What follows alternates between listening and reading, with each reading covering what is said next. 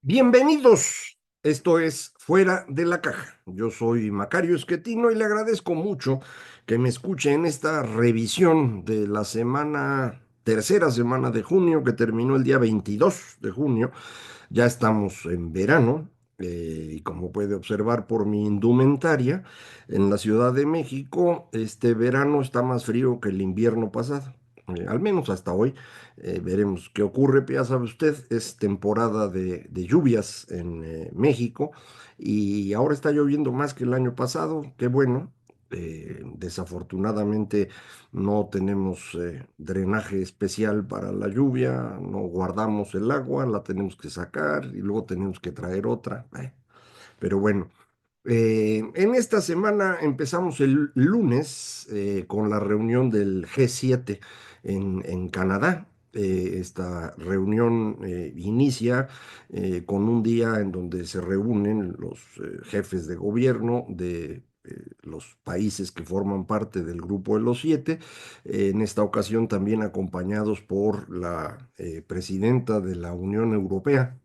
Y al día siguiente es cuando hay acceso a invitados especiales de jefes de gobierno de otros países, entre los que ahora estaba la señora Sheinbaum. Desafortunadamente, el lunes Trump anunció que se iba porque pues, había problemas muy graves en Medio Oriente y tenía que atenderlo. Fue una mentira. No se fue porque no quisiera hablar con la señora Sheinbaum. Había muchos otros jefes de gobierno. Si a alguien de los que llegaban le molestaba, era el señor Zelensky. Entonces, si acaso, pues le habría hecho la grosería a él, pero yo creo que esto más bien estaba dirigido a Canadá. La vez pasada que hubo reunión del G7 en Canadá en 2018, ahí estuvo el señor Trump e hizo lo mismo. Se fue en la misma noche del primer día, porque, pues ya sabe usted, es grosero y quiere humillar a Canadá y para eso lo hizo. Y entonces dejó plantados a todos los que lo querían ver al día siguiente. Yo creo que la mayoría de ellos estaban ahí tratando de evitar una reunión directa con Trump en Casa Blanca. Más bien lo que querían es pues verlo ahí con otros jefes de Estado para pues defenderse o salir corriendo o que los ayudaran, porque pues la grosería del señor ya la conoce usted. Entonces, a todos aquellos que decían pues, que si hubiera ido en su avión presidencial, la señora Sheinbaum lo hubiera visto el lunes, o eso no es cierto. La reunión del lunes era nada más del G7, tenía que ser hasta el martes, pero yo coincido en que el presidente de México, en este caso la presidenta, debe tener un avión dedicado a su persona para todo tipo de viajes, en particular estos que son relevantes, pues que llegar con tiempo, preparar las agendas, aprovechar para hablar con otros, lo que sea. No vale la pena el desgaste de utilizar una línea comercial y tener que estar haciendo escalas y luego además para fingir bien, pues se tienen que ir en clase turista. Eso es un absurdo. Eh, Realmente sí hay una diferencia entre viajar en business o viajar en clase turista. Sí hay una diferencia relevante en términos de cansancio, que ya a una edad avanzada como la que tiene la señora Sheinbaum, que es la misma que la mía, pues ya pesa. Entonces conviene pues aprovechar las circunstancias del puesto, que debe incluir un avión. Esto es una farsa. Eh, de hecho, pues se dijo que había un avión de Marina que fue todo hasta allá. Eh, Dicen que ahí fue el señor Harfush, no, la verdad no lo sé. Nadie desmintió eso. Entonces, pues, ¿para qué nos están haciendo esta faramaya?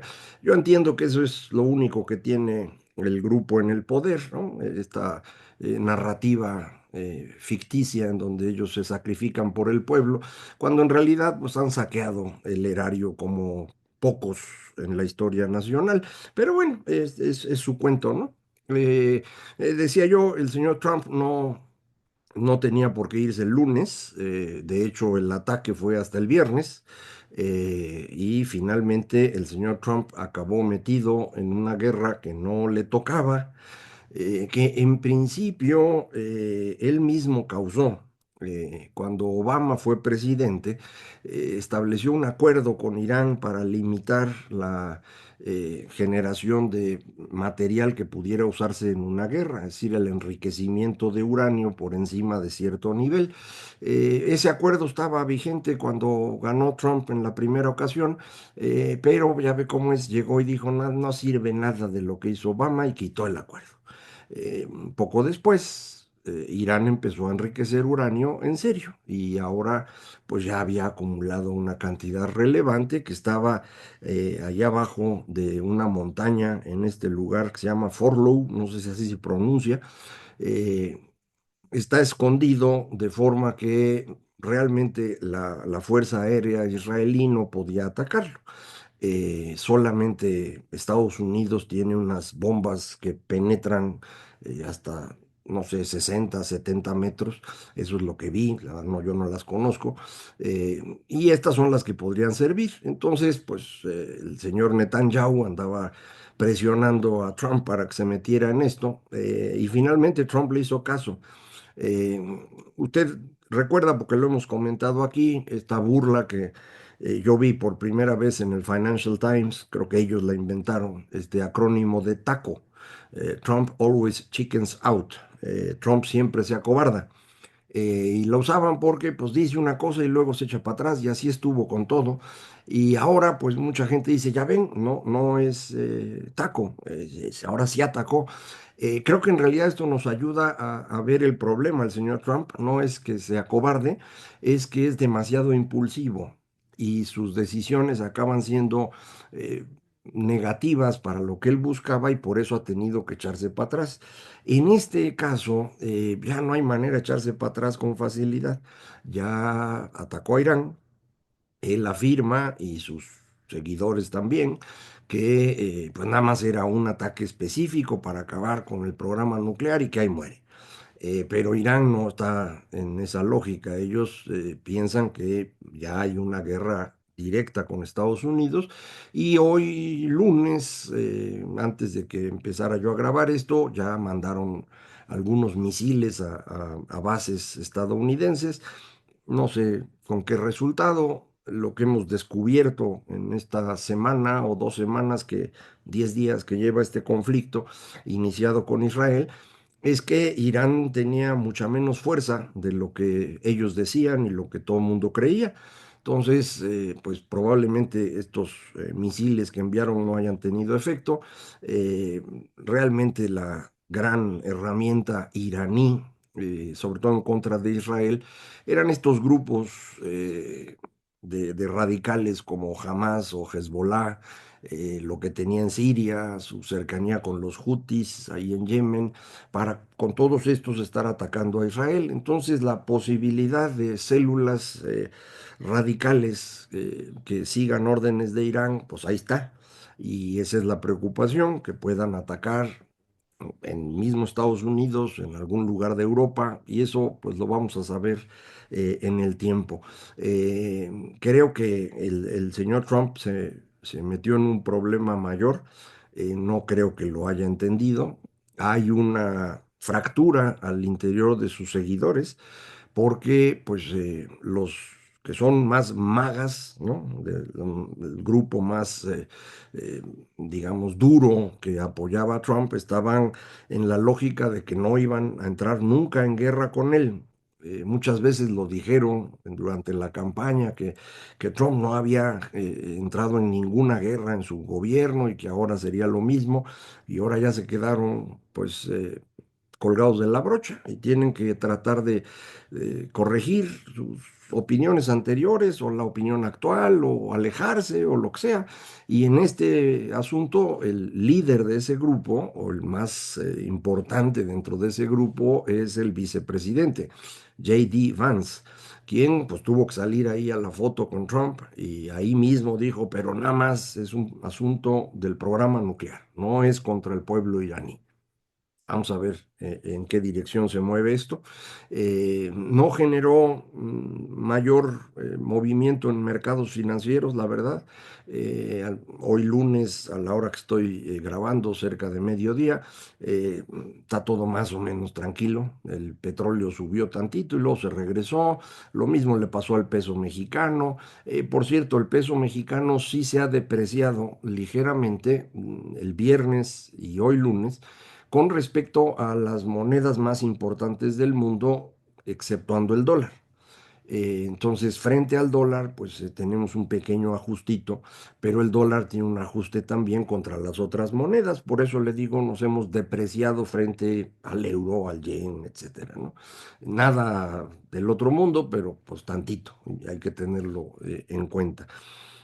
Eh, Esta semana también el INE, lo habíamos platicado, pues validó la elección y a la hora de empezar a asignar las constancias de mayoría, no sé cómo se llamen, pero el equivalente, pues resulta que una cantidad no menor de los candidatos, pues no cumplían los requisitos y ahora tienen que corregir. No sé cómo le van a hacer, no sé si estaba esto más o menos claro, porque entiendo que algunos casos donde el candidato o candidata no cumple, pues no le van a dar su constancia y están viendo si se la dan al que sigue, pero no parece que esté claro qué es lo que se debe hacer. Una muestra más de que esto lo hicieron con las patas desde el principio y ahora pues está complicando. Vamos a ver en qué acaba. Aprovecho para eh, corregir que la semana pasada no dije bien los nombres de los consejeros del Instituto Nacional Electoral que han hecho un esfuerzo extraordinario por defender la democracia y la república. No lo lograron, pero lo han hecho. Son las consejeras Claudia Zavala y Dania Rabel y los consejeros Jaime, lo tengo anotado para que no se me olvide, Jaime Rivera y Martín Faz.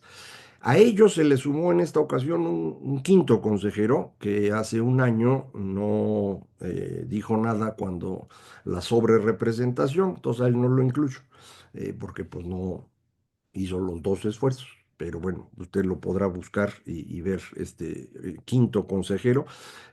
No están pudiendo ganar, no tienen mayoría, pero han hecho lo que debían hacer y hay que felicitarlos a ellos.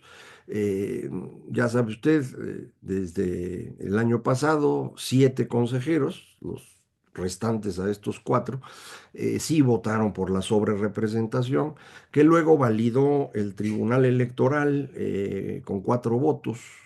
Ahora ese mismo Tribunal Electoral ya anda castigando personas que dan una opinión que de pronto pues alguien cree que le daña en su dignidad y van y acusan por violencia de género y después van a acusar por cualquier otra cosa. Esto pues ya lo convirtieron en ley, que no puede uno atacar a los gobernantes en el estado de Puebla. Aún sin esa ley ha habido la intención de perseguir a periodistas, distinguidamente Héctor de Mauleón, pero a otros también. Eh, es este proceso de autoritarismo en el que estamos, que se convierte en un intento de bloquear todas las críticas, porque pues la verdad es que no tienen resultados.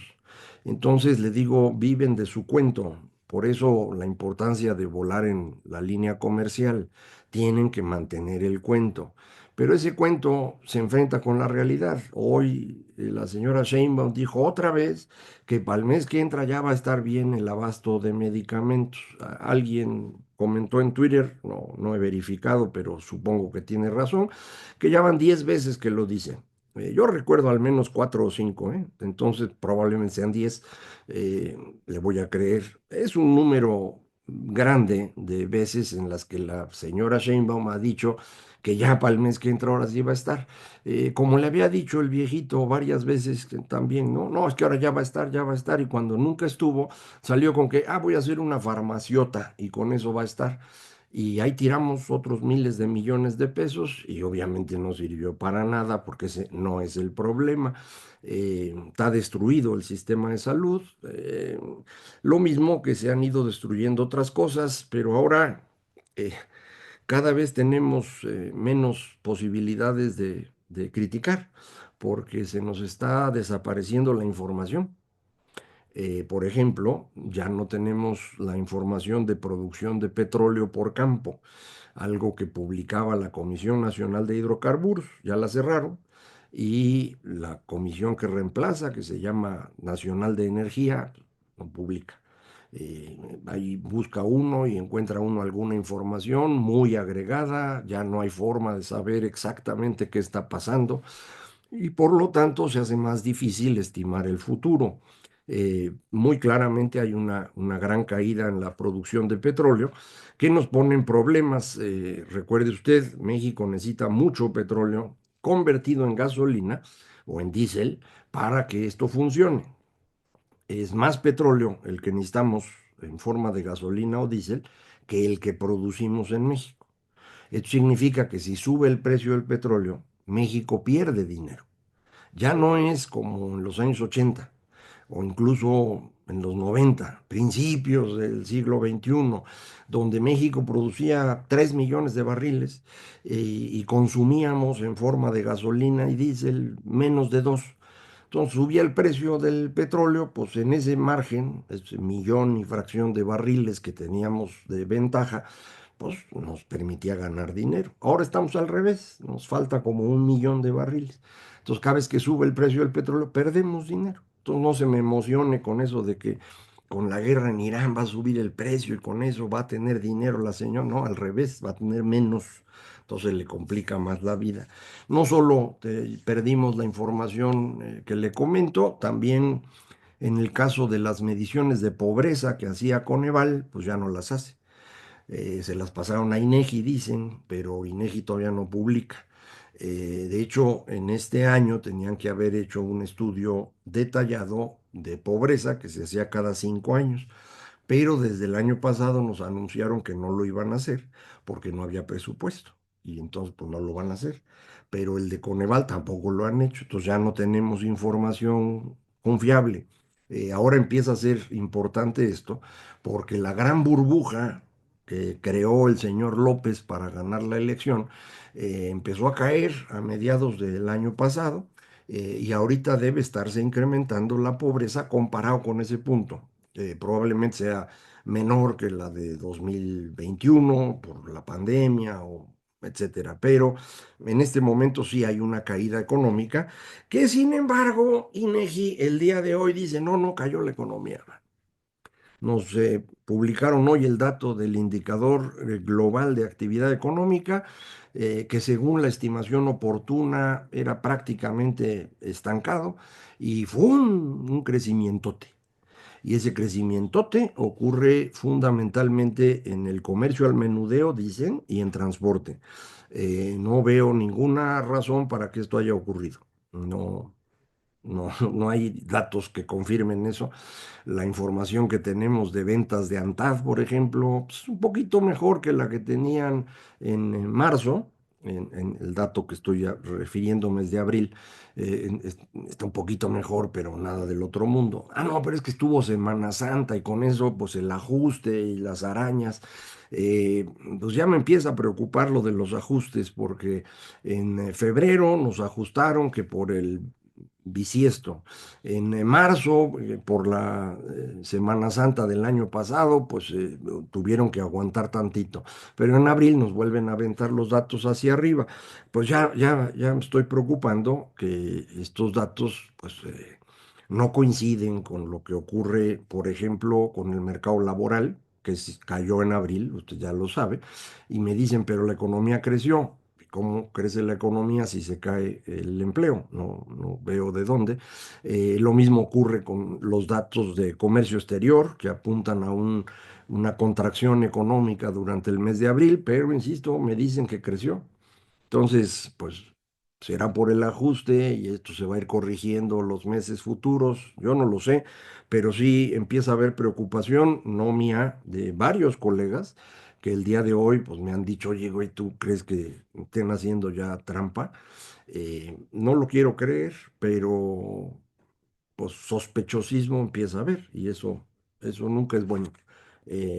Vamos a tratar de seguirle hasta donde se pueda, entre que nos censuran y que nos empiezan a administrar la información, va a ser más complicado, pero mientras se pueda, aquí seguimos. Muchísimas gracias. Esto fue Fuera de la Caja.